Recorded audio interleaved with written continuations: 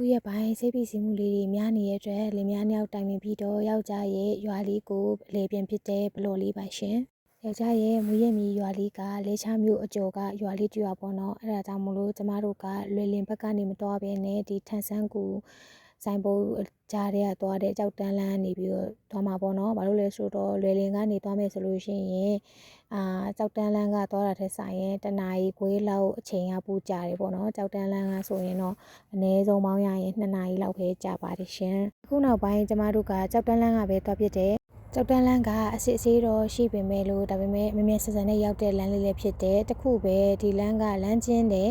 ပြီးကြလို့ရှိရင်ဒီတက်ဆင်းကြီးရယ်ပေါ့နော်အားကြောင့်မလို့တော်ရုံကားကြီးဆိုလို့ရှိရင်ဒီလမ်းကမသွားဘူးအားကြတော့ကျမတို့သွားရတာလည်းအဆင်ပြေရယ်ပေါ့နော်အခုရှိမှမြင်နေရတဲ့လဲနေရာလေးကဒီကြောက်တန်းလမ်းတလန်းလုံးမှာပေါ့နော်ကျမအကြိုက်ဆုံးနေရာလေးပေါ့နော်တောက်ကပရံမှာအိမ်လေးတွေစောက်ပြီးတော့ပေါ့နော်ဒီလိုမျိုးလေးနေကြတာကျမဒီနေရာလေးကိုအရန်သဘောကျတယ်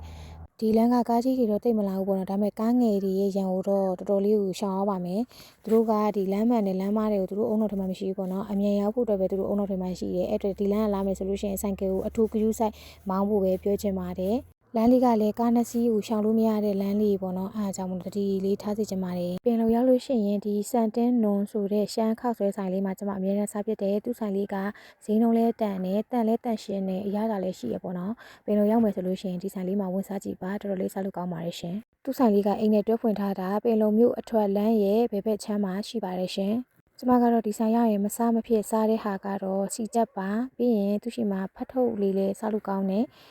ဖတ်ထုတ်သားလေးအီအီလေးနဲ့ပေါ့နော်တော်တော်လေးစားလို့ကောင်းတယ်သူတို့ရှိမှာချထားတဲ့ဒီငုတ်တီးကြော်လေးနဲ့စားရင်အရန်ရတာရှိတာ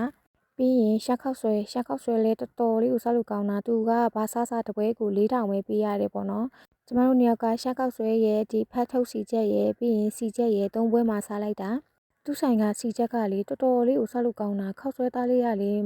မပျော်ပဲနဲ့လေဘယ်လိုလေးမှမသိဘူးအရန်ကြိုက်တယ်ကျမတော့လေပြီးရင်မုံရင်းကျင်လေးလည်းအရန်ကြိုက်တယ်လက်ဆက်ဆက်လေးနဲ့တော်တော်စားလို့ကောင်းတယ်ပင်လုံမှာမနေ့စားပြီးတော့နေ့လယ်စာကိုတော့ကျမတို့ဒီဆလိုင်းခုံမှာစားဖြစ်ပါတယ်ဒီအိမ်လေးကလွန်ခဲ့တဲ့3နှစ်လောက်ကကျမဒီဘက်မှာအလုပ်ကိစ္စတွေ